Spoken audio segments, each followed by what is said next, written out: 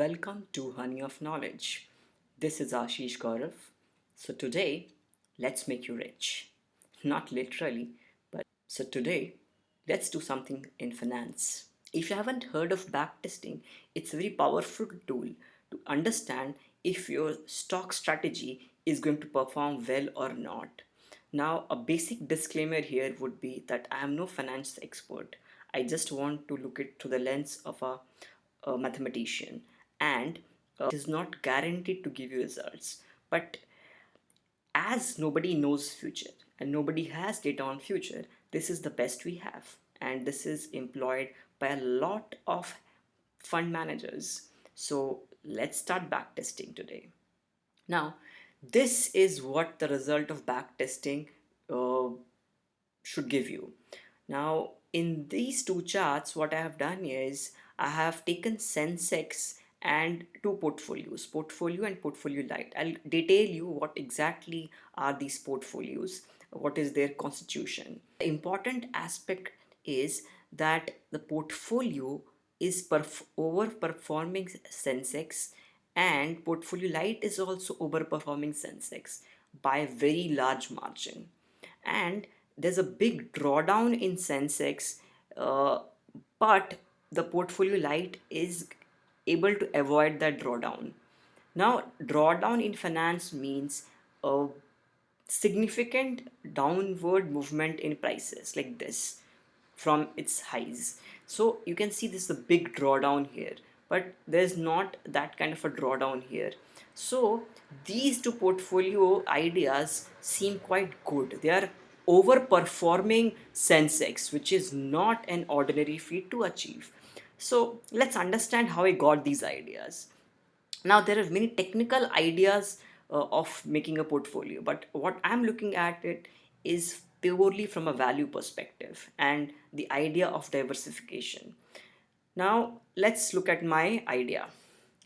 I know that BSE Sensex is a good stock, or rather a good index to invest in. Similarly, Nifty and Nifty Next. And gold ETF is a good way to invest in gold. That's like it works in the opposite direction of share market. Then few blue chip companies over here: TCS, Reliance India Limited, and HDFC parent company, not the HDFC bank. SBI, because it's a government run bank, and sometimes these banks outperform by a big margin when there's a stimulus movement, or rather a injection of stimulus into these banks. So I have given them a kind of proportion, and the proportion is like this: that I'm going to invest something around this much of money in rather this, not this much of money in these ideas: BSC, Nifty, Gold ETF, TCS, and all. And then I would calculate how much number of units I need to buy. So after doing these exercises, what I did was I tracked it from this date onwards, and from this date onwards I checked that my portfolio, which is denoted by value over here, the blue graph, the blue line is always above the Sensex, and whenever it's slightly below, it's very close. So for all safe purposes, I can say that the blue line is overperforming Sensex, and this is a good strategy to invest in. But obviously this was done for a short period of time, and maybe a few months. So I won't be able to have a good confidence in this strategy. So let's do something. What to do? We can do back testing. So I went back to this Google Sheet and I did this back testing. Now, where to get the data from? How to make this analysis? So what you can do over here is you can pull the data using Google Finance function. This is the thing which you need to know. Google Finance function. This Google Finance function has uh, 5 inputs. We have to input the index, what you need to fetch, price or volume. I need price, the start date and the end date, and the frequency of your data, weekly or daily. So I needed weekly data because if I take daily data, it will be a lot of fluctuations, and I don't want fluctuations and noise in the data. Let's have a smoother data. So I did this for BSC, Sensex, Nifty, Nifty Next, Gold ETF, TCS, RIL, SDFC Parent, SBI. And the problem with this is I cannot use this directly, as all data pulling and fetching works. This data also has a lot of problems. The dates which I asked the data, it's this to this, which is basically 1st June 1995 to 1st June 2020. But the problem here is Google Finance is not able to fetch all the data for all the shares here. It could be because it might not be trading at that point of time, or the market in which it's trading would have been closed. So you need to sort that thing out. So what if the market is closed? If the market is closed, I can get the previously traded data on the data which I need. So that is one thing I have done. And then I need to check that what is the oldest data which is common amongst them. So the oldest data which I have here is here, gold ETF. It's from 19th November 2010. So I took 19th November 2010 as my starting date. So from 19th November 2010, I did this analysis to, if you do a command arrow in MacBook and maybe control arrow in a Windows PC, you will get the last entry in this column, and that is 29th of May. So I have done the analysis from 19th November 2010 to 29th May 2020. So now the idea is I don't want to get the analysis for 2 days or 10 days or 1 week or 10 weeks or 5 months, 6 months. Let's do it for 5 years. So the 10-year data which we have taken now, refined the data and all, what we do now is make different kinds of 5-year data. Now how do we make different kinds of 5-year data? Let's say your starting day is 19th November 2010. So add 5 years to that. Then you will have a 5-year time period. Jump to the next week. Again, you can have a 5-year time period, adding 5 years to this, and keep on doing this. But there's a limit to it. You cannot keep on doing it till the end date, because the window of 5 years cannot be extended to the end, because I don't have any more dates after 29th May. So obviously I need to uh, finish this off way before. So basically this minus 5 years, 29th May 2020 minus 5 years, is the latest we could go. So if I do this, I can get the performance of Sensex as well as my portfolio. Now, how do I get these numbers? These are very simple numbers. This is like ratio of price 5 years later to price now into 100, which is basically how much it has appreciated. What 100 rupee today is worth 5 years afterwards. Simple, in nominal terms, not accounting inflation. So if I had invested 100 rupees on 19th November 2010, then I would have 5 years later that money would have been 132 rupees. So a jump of 32%, quite decent. But if you look at it, it's not always the same. It's very fluctuating. Sometimes it's as high as 146, and you see 154, 162. And the summary of this could be best explained through this graph, the left one graph, this one. The blue line, of course, again is Sensex, and the red is my portfolio. Now the blue line here is the lowest is reached here in the time when the corona crisis was very deep in the market. Now you might say that the date here is 2016 and you are saying corona crisis. The idea here is this graph is made on the basis of investment starting date. So if I had done something in the year 2015, I will see its 5 year return now. So think of it as what I had done 5 years before. So this thing is when I had invested in 15th May 2015.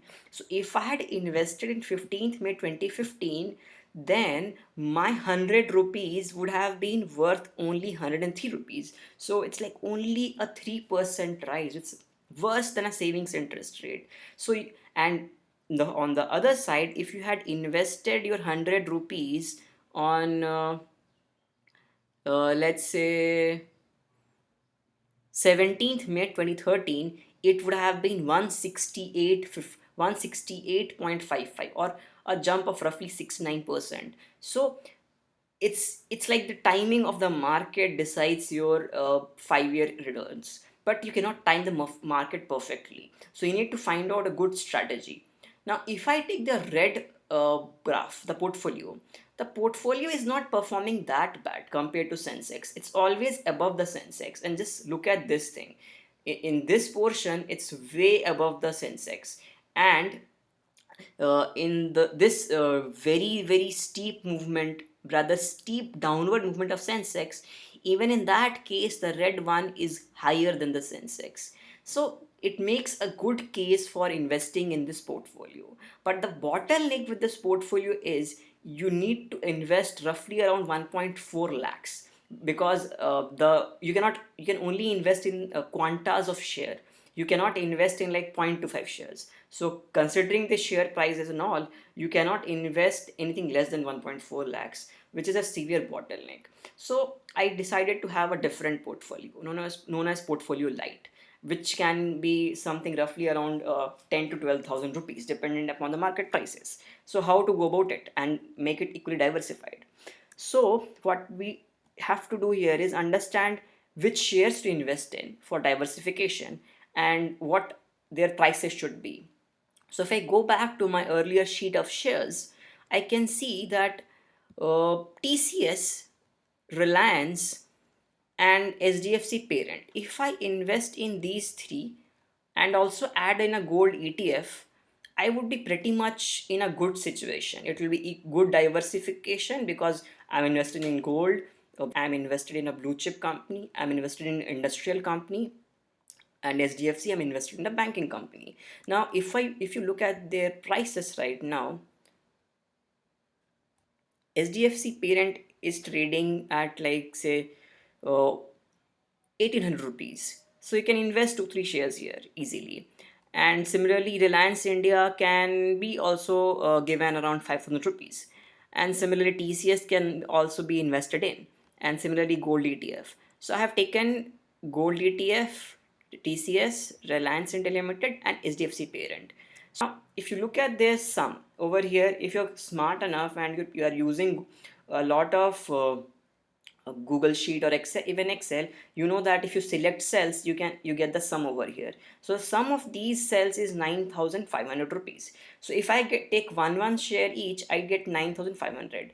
But the idea here is I don't want to take an equal exposure to all the shares. So what I have done is I invested in 3 shares of SDFC Parent, 3 shares of Reliance India Limited, and one gold ETF. I did not invest in TCS. So if I invest in these stock in these ratio and make a similar graph over here, I can see that the red line over here, red graph, is way above the Sensex in the recent past. But there was a time when it was below also. So it's not that sure to invest in this portfolio light or not. But considering that we are investing in gold, which is a safe haven for investment, and blue chip companies like SDFC and Reliance India Limited, so we can think of it as a safe investment. Because even when Sensex is taking a big dip in the recent past, this guy over here is way above than 150 rupees, which means it's giving you more than 50% results, return on your investment for most part of its time in the recent past. So Both can be invested in portfolio light and portfolio, but considering that people might not be able to invest 1.4 lakhs at a time, so investing in portfolio light, which constitutes of uh, 3 shares of SDFC parent, 3 shares of Reliance India Limited, and one gold ETF would be a good idea. Now, a good disclaimer here would be that do not take this as an investment advice. I am no financial planner. I'm just giving you a basic mathematical analysis, and this is not even a good back testing, because a back testing is not done on these kind of ideas. Back testing is done on very highly quantitative and uh, mathematical driven ideas, which are way beyond any discussion which we can have as of now in this channel. So take it with a bag full of salt, but yes, this can also give you an idea of the power of Google Spreadsheets, and I'm a big fan of Google Spreadsheets. Yes, that's it for this video, and we would be carrying on our discussion with the other things which we are doing. I'll be adding more content on COVID as I sort the things out which I'm analyzing. And yes, Bitcoin math is also coming up, but you'll have to wait for it. And people new to this channel, don't forget to give it a thumbs up and subscribe to it, because I keep on adding these kind of content, and I don't have any fixed routine that I upload on Tuesdays or Thursdays. So if you don't subscribe, you might miss out on a content. Keep watching. Thanks a lot. Bye bye.